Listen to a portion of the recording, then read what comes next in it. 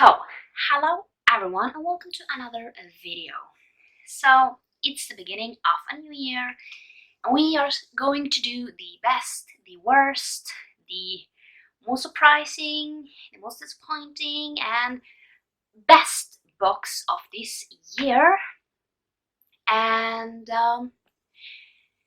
yeah, today we are talking about my favorite romances. So, this was actually really difficult. And I had to basically make some rules. And that was basically to only being allowed to have an author on once. So I had to pick my favorite book from that author. Just because if I didn't, then this whole list would be pretty much Mariana Zapata books, because I have been reading like almost her entire list of books. So there are like only a few ones that I have read like previously years, and I read a lot these years and I loved every single one. And I just had to figure out who was my favorite, and then I will basically come back to all the Mariana Zapata books and figure out who I like the most. And yeah, basically everything. I will come back to that, but I just need to figure out where I want to put everything. So let's just start with my top 10 books. So I figured out 10 would be a good number. I don't want it to be more, just because it was difficult to basically scrap a lot of them, but there are like a few ones that has stuck with me more than others. So let's just start with number 10. So I'm going to pop up a picture, just because if I keep on waving it around, no one will be able to, see the book or anything. That is the reason why I always do pictures, just because sometimes I like to write down the recommendations that I get, or like from videos. So then if people are like waving it around, I can't always see like the author or anything. Let's start with number 10. So number 10 on the list is Voyager, and this is the third book in the Outlander series. So I read Outlander and Dragonfly and Amber last year, and I reread them this year, and I like them even more this year on, because I took my time on them. This is definitely books that I feel like you need to take your time with, just because they are really chunky and has a lot of information, and some of them are, jumping back and forth between different people, and yeah. So Voyager is the third book, and basically in the beginning of the series, the first book, Outlander, we are following Claire. And basically she's on her second honeymoon with her husband Frank in the Scottish Highlands. And basically what happens is that they hear about these witches. Like, people are doing like witchy rituals. So they decide to go up on this stone circle to kind of spy on them. And basically Claire sees a really pretty flower on there that she wants to basically go back to get later on. And basically she touches one stone in the stone circle, and she is like taken back many years to before the War of Culloden. And there she basically meets Jamie, and now she has a choice, because she is English, and at this time the Englishman and the Scottish man didn't like each other. And basically she needs to make a choice. she can basically become like a prisoner, uh, like for the Englishman, because obviously they have no idea like how she got there, and they don't know who she is. Or she can marry Jamie and basically be accepted as his wife. So yeah, basically Voyager is definitely the book I feel like has some trigger warnings. Definitely is a book that not everyone will like. A lot of people stop at this book because of one particular scene, and yeah, I don't think what happened is okay, but yeah, I'm just going to move past it because overall I really enjoyed this, and yeah, I'm definitely can't wait to continue on. I have said that I want to read Drums of Autumn, at least that one book this year, and then move on to the next books, because you know I really want to read what is happening next, and I also really want to get to the TV show.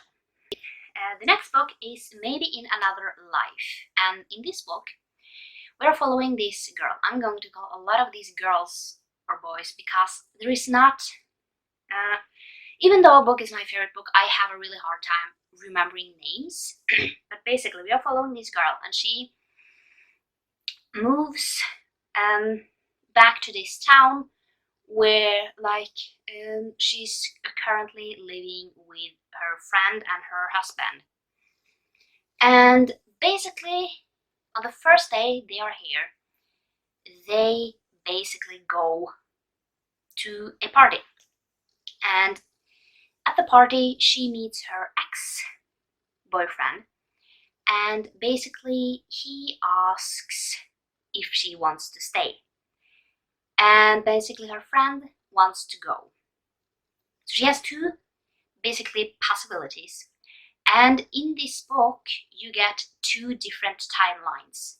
So you kind of have what happens if she goes home with her friend, what happens then, what happens if she stays. So this was a really interesting concept. I really loved this book, and I just definitely I want to read more from Taylor Jenkins Reid. I have read 3 books now, and I really want to try out more books. If they are as good as this, I will really like them. And yeah, I found that the concept was really cool, and yeah. Number 8 is One Fell Sweep, and this is the 3rd book in this series. I don't remember the series name. But basically, we are following this woman, and she is the Innkeeper's Chronicles. So she's an innkeeper, and basically what that means is that she has an inn on Earth, and basically she a lot people or like creatures from all around the universe can come there and stay on their way to a different kind of planet. They can stay there and basically be safe on Earth. And yeah, we are following this girl who is an innkeeper. She is basically taking care of this inn that has not been used for years, so she kind of needs to build up its magic. And yeah, really enjoyed it. And this is the 3rd book. I have loved every single one of them. I think this is the only one that I gave 5 stars. The other, I might have given them 5 stars, but this one at least was a 5-star. It was so good, and I really want to reread this series and see. Then number 7 is the Kiss Quotient, and in this one we are following, I think her name is Stella, and Stella has Asperger's, and basically her parents want her to basically get married and everything like that. But she kind of only cares about working. She's very good at her work. And basically she goes to an escort to basically kind of learn how to be a good girlfriend, because that is something that she struggles with. So basically then she meets this guy and they strike a good deal that he will teach her how to be a good girlfriend. And yeah, things go on from there. I really loved this and I read it in like a day. I was kind of in a reading slump when I first picked up this one, and it just made me want to read, and I kept on reading.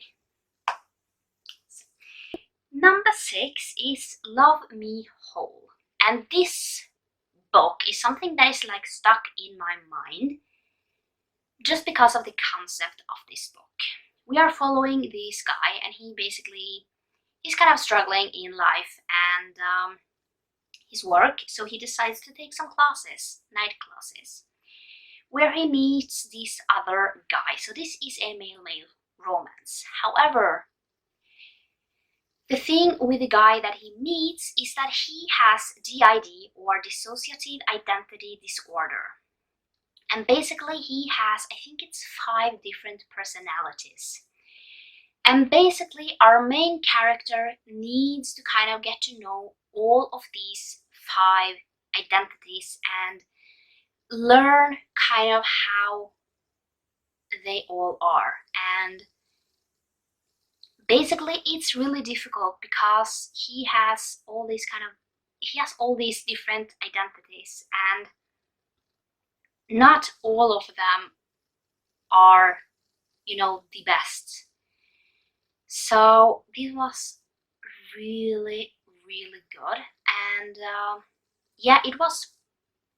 I cannot say anything about like the representation in this, but from what I know, it seems like the representation was okay, but I can't say anything about it because I don't have it. I don't know anyone who has the ID. But yeah, it's just something that interests me because this like disorder is like so interesting. It's like something I cannot, yeah, it's just really interesting. And yeah, I have to say, it is kind of fascinating how the body makes another identity. That is like, yeah. Number 5 is Get a Life, Chloe Brown. So I have read 2. I have read Chloe Brown and Danny Brown, and I personally liked Chloe Brown better, just because I can relate more to Chloe. She has a chronic disorder, and I don't have the same as she has, but I definitely can see myself on kind of a few things that she goes through. And yeah, so we are following Chloe Brown, and she basically, after a near-death experience, she makes this list on how to get a life, and she gets the help on kind of another person who lives in the block who they don't get along.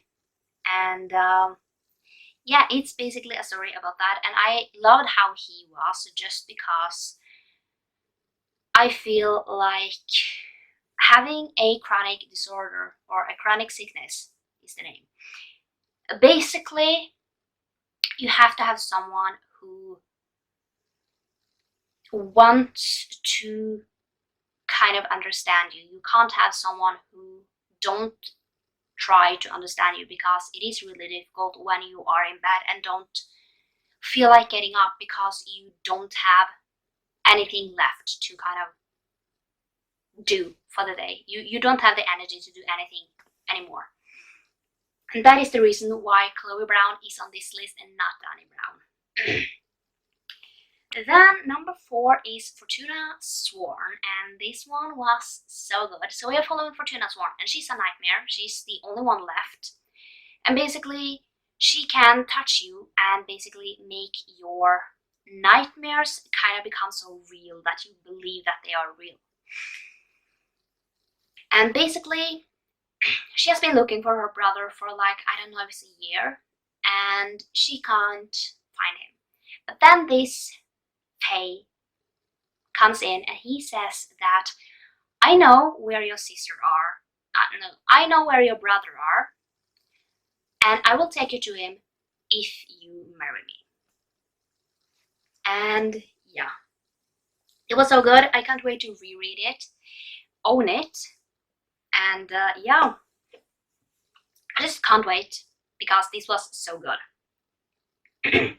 Number 3 is Repsol, and in this one we are following this girl. I don't remember her name. Maybe it's Kelly.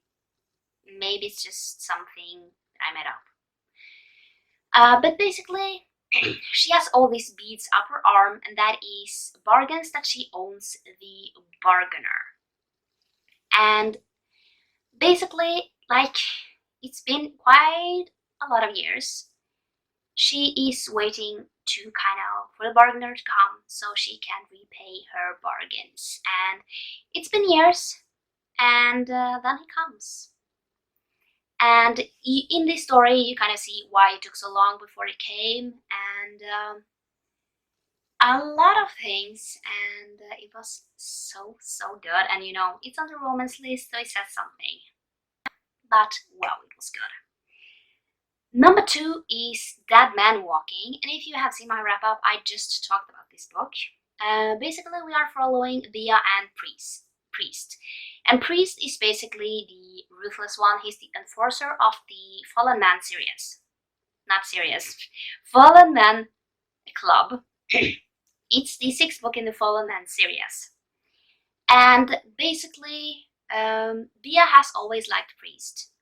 And basically what happens is that there is a serial killer on the loose, and they are just like thrust into each other's life in a way. And basically when the serial killer puts her eyes on Bia, yeah, like Priest will do anything to keep her safe. This was so good, and I just can't wait to read more books. And like, yes, I love these books, and I just can't stop thinking about this book. But the first one, number 1, is definitely a book I can't stop talking about or thinking about, and that is All Roads Lead Here. That's my favorite Mariana Zapata book for this year. I think I have had a Mariana Zapata book for quite a few years now on the top spot. But in this one, we are following, I think her name is Aurora, and she moves to this small town, and she used to live there with her mother. But her mother went missing, so she left. And basically, she just needs a clean start, like a fresh start. And there she kind of gets to rent this like apartment on top of a garage. But basically when she gets there, the homeowner like is threatening her and is like, why are you here? And basically you get to know that it is the son of this man who has rented it out. And yeah, you know, Rhodes is like, he's in the beginning very serious, and yeah. Like, that was so good. I just flew through it and I loved every single second of it. And All Roads Lead Here came so close to actually beating The Wolf, Winnipeg and Me. And that says something, because that is my all-time favorite book. But yeah, All Roads Lead Here is my favorite romance book of 2021. So yeah, that was all my favorites, and yeah, I hope you liked this video, and I will see you next time for another one.